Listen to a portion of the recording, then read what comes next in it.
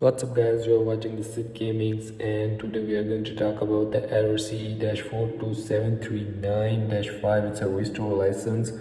So you just go to the settings and scroll down. Here you have account and management and then restore the license.